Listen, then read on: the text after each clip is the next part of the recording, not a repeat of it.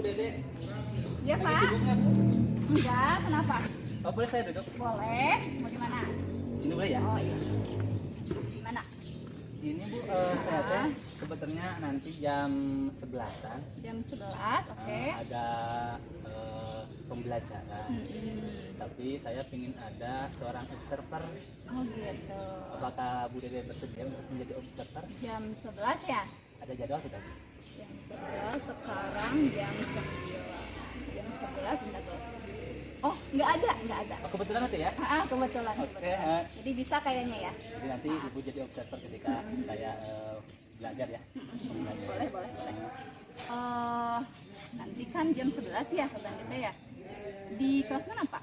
Yang ambilnya di kelas 11 IPA 5, tapi pembelajarannya di fisika, Bu. Oh gitu, Fisika. jadi pakai smartboard juga Smartboard, ya. iya. Oh, oke. Terkait itu tujuan yang akan Pak Bandi lakukan dalam proses pembelajaran itu apa, Pak? Tujuan pembelajarannya itu untuk meningkatkan hasil belajar siswa dengan model pembelajaran problem based learning pada materi asam dan basa. Oh, Itu. gitu. Itu tujuan pembelajarannya. Tujuan pembelajarannya, jadi meningkatkan Hasil belajar, hasil belajar dan peserta didik dalam meningkatkan prosesnya. prosesnya. Oh gitu ya. Ininya apa namanya? Kemudian Pak Bandi area pengembangan yang hendak dicapainya apa tuh dari proses pembelajarannya? Jadi nanti pembelajaran yang saya akan gunakan itu pembelajaran diferensiasi, tapi yang diambil lebih ke diferensiasi proses dengan menggunakan model problem based learning, pembelajaran dan KSE. KSE, kompetensi sosial emosional ya. Oke. Kemudian strategi yang disiapkannya nih sama Pak Bandi sebelum proses pembelajarannya itu apa? Kayak gimana? Strategi yang saya ini yang pertama saya menyiapkan perangkat pembelajaran. Perangkat pembelajaran itu sesuai pasti. dengan model pembelajaran belajar RPP, bahan ajar, media, KTP sampai ke evaluasinya. Oke. Evaluasinya itu yang pertama. Kemudian yang kedua mengenai KSE-nya, saya terapkan itu yang pertama kesadaran diri nanti siswa membaca doa diri sebelum pembelajaran. Yang pertama, kemudian yang kedua manajemen diri.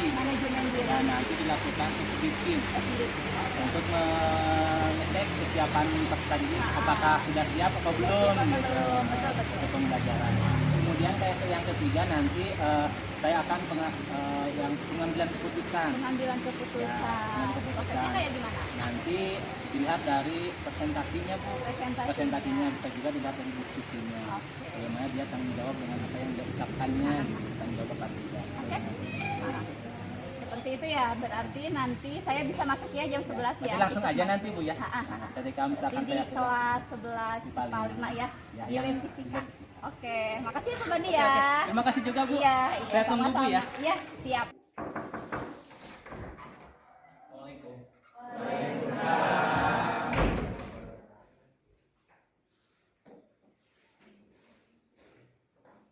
Bagaimana kabarnya hari ini anak-anak? Sehat ya? Sehat. Oke, sebelum dilanjut ke pembelajaran hari ini, lebih baiknya kita berdoa terlebih dahulu agar ilmu yang akan kita dapatkan berkah dan mudah dipahami.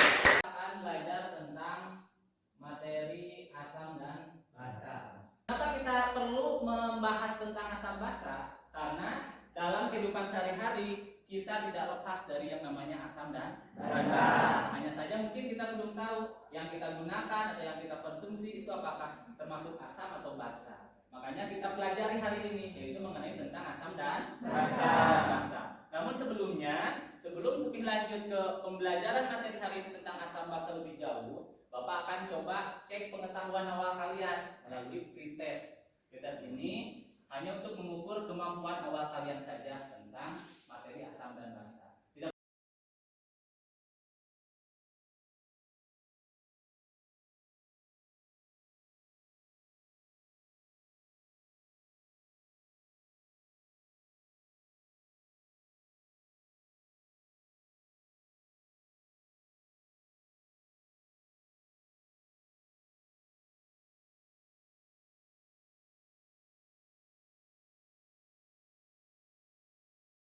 kita lanjut ke pembelajarannya.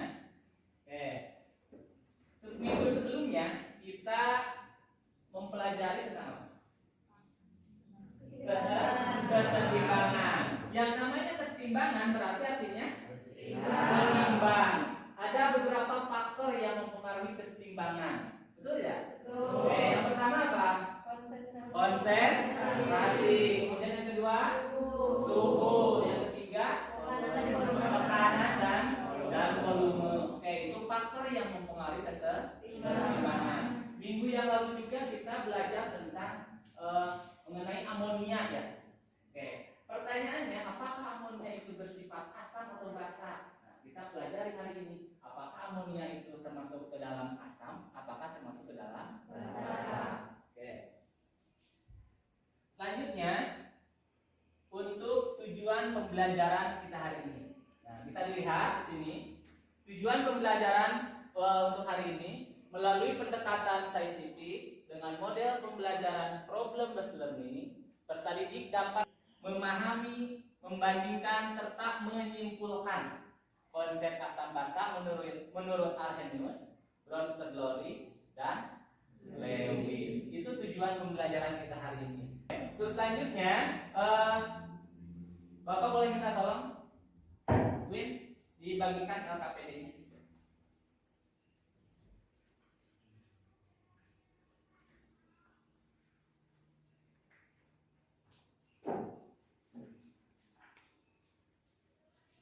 Kalau ada lebih boleh satu meja juga.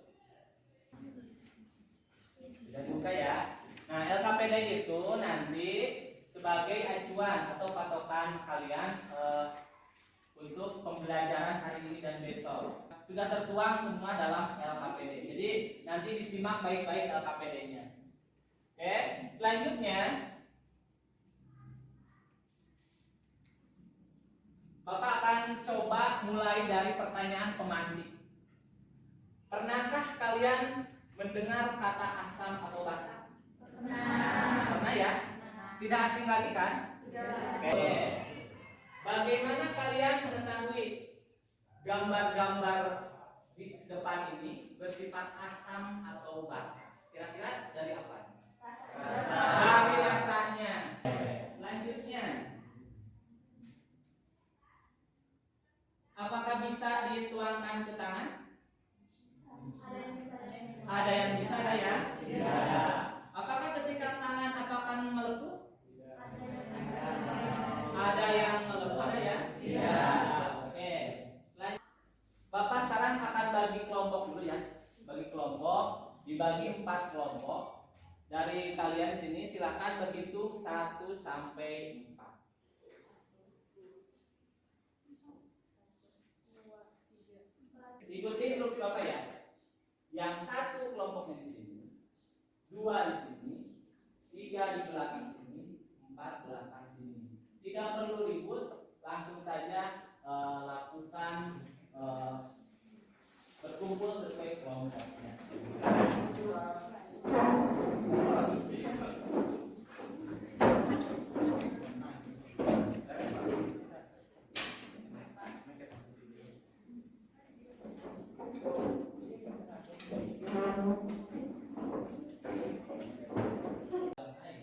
Akan terionisasi itu menjadi Na plus dan OH.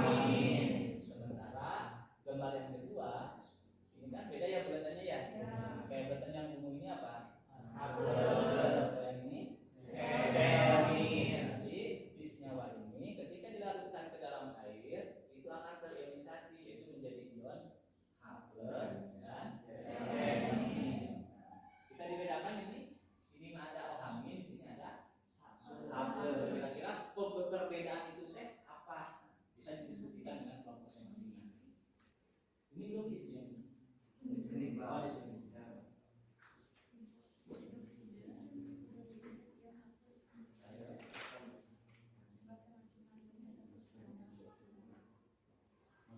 Apa saja yang terkandung dalam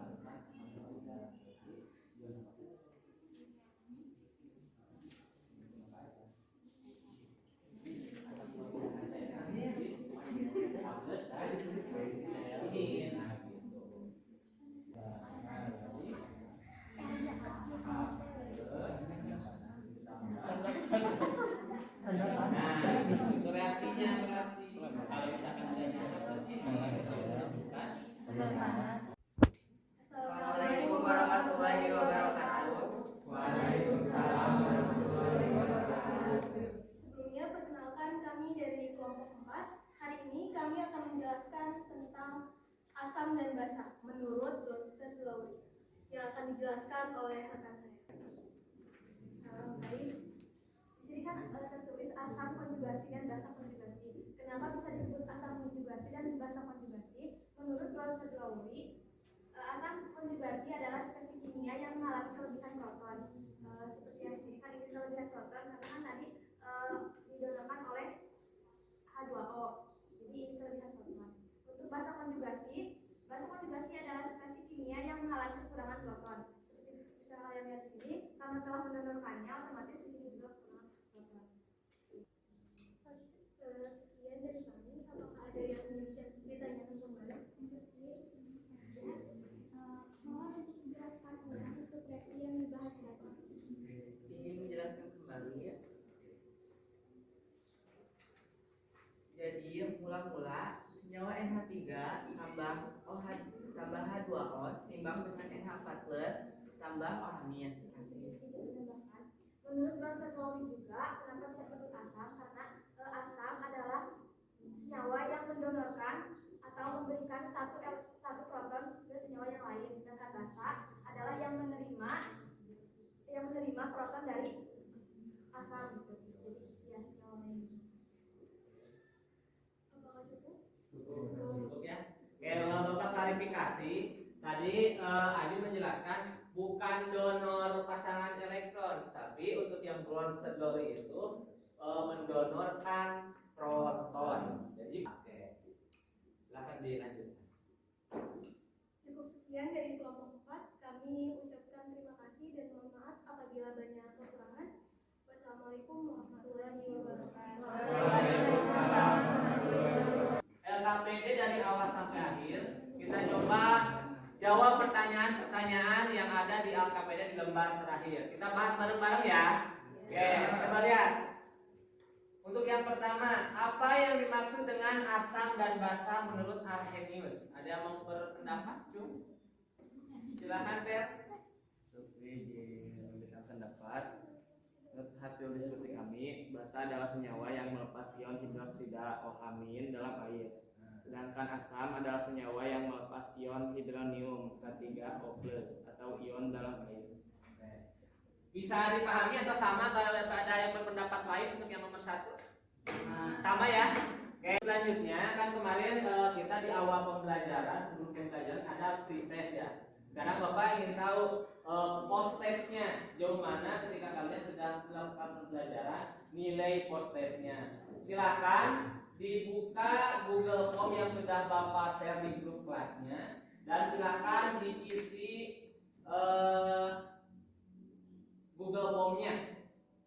Awas jangan sampai saling contek.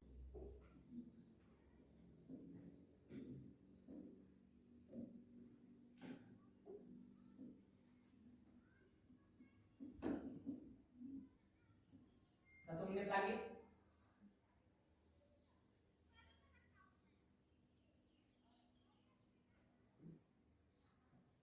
Ada yang sudah bisa menjawab semua? Kita coba simpulkan bersama mengenai pembelajaran yang kita lakukan dua pertemuan atau 2 hari terakhir ini. Oke, berarti kan kita belajar tentang apa? Asam basa. Teori asam basa itu berarti ada berapa? 3. Yang pertama dikemukakan oleh Arrhenius, yang kedua Bronsted Lowry, yang ketiga Lewis. Yang yang membedakan Arrhenius itu asam itu apa? Adanya ion hidronium atau H+. Kalau basa berarti OH-. Oke. Kalau untuk yang di Bronsted Lowry asam itu senyawa yang menyumbangkan apa? Proton. Kalau basanya menerima proton. Terakhir, kalau yang Lewis itu asam itu menerima pasangan elektron. Kalau basa awas kebalik antara yang Bronsted Lowry sama yang Lewis. Kalau yang Bronsted Lowry mah berkaitan dengan proton, kalau yang basa Lewis, asam basa Lewis mah berkaitan dengan pasangan elektron. Bisa dipahami? Oke. Tadi kan saya sudah melihat proses pembelajaran yang sudah Pak Bandi lakukan ya. Menurut Pak Bandi sendiri refleksinya yang baik itu seperti apa? Secara keseluruhan dari proses pembelajaran yang tadi saya lakukan, sintak dari model pembelajarannya alhamdulillah terlaksana. Hanya saja ada beberapa yang perlu ditingkatkan. Mungkin saya jelaskan. Yang pertama diantaranya kondisi siswa yang tidak kondusif akibat duduk yang tidak nyaman. Itu yang pertama. Kemudian yang kedua, keterlibatan siswa dalam proses diskusinya pada tahap sintak diskusi. Jadi keterlibatan anak didominasi oleh siswa yang aktifnya satu, misalkan ada satu kelompok atau dua satu kelompok. Jadi yang lainnya mungkin pasif gitu ya? Ya, seperti itu. Oh, gitu. Berarti itu masuk kepada kekurangannya juga ya dari refleksi ini. Kemudian untuk tindak lanjutnya nih, apa nih yang akan Pak Bandi lakukan supaya pembelajaran itu sesuai dengan yang Pak Bandi harapkan? Kedepannya saya lebih tertarik menggunakan model-model yang lain. Itu yang pertama. Kemudian yang kedua, terlepas dari yang tadi kekurangannya itu mengenai kondisi tempat duduk, mungkin dari awal sebelum ke inti itu disetting dulu duduknya supaya nyaman, senyaman mungkin duduknya, supaya ketika mendapatkan materi anak itu udah lebih siap. Gitu ya, seperti itu. Itu yang pertama mungkin ya Bu. Kemudian yang kedua terkait dengan siswa yang kurang aktif dalam tahap diskusi, lebih ke memotivasi secara personal. Oh gitu. Jadi pada saat diskusi Pak Bandi mungkin menghampirinya gitu ya. Atau menstimulus supaya siswa tersebut bisa lebih aktif, tidak didominasi oleh beberapa orang atau beberapa siswa. Jadi nanti semuanya aktif gitu ya. Bisa terlibat secara keseluruhan. Kemudian kemarin Pak Bandi yang saya lihat itu sudah menerapkan proses pembelajaran berdiferensiasi ya. Nah itu juga bagus karena kan bisa memenuhi kebutuhan belajar dari murid itu sendiri. Sesuai kebutuhan. Iya ya. Kemudian itu sudah menjadi suatu kelebihannya dari proses pembelajaran yang sudah Pak Bandi lakukan. Dan kemudian saya juga tertarik dengan pembelajaran berdiferensiasi itu sendiri. Jadi kitanya enak, siswanya juga enak sesuai dengan kemampuan dia. Pesannya di sini. Kebutuhan dia sendiri gitu ya. Oke, baik. Mungkin itu ya Pak Bandi ya yang bisa saya tanyakan mengenai refleksi dari kegiatan observasi yang sudah Pak Bandi lakukan. Terima kasih, mudah-mudahan nanti bisa mengaplikasikannya ya di kelas-kelas yang lain ya. Terima kasih.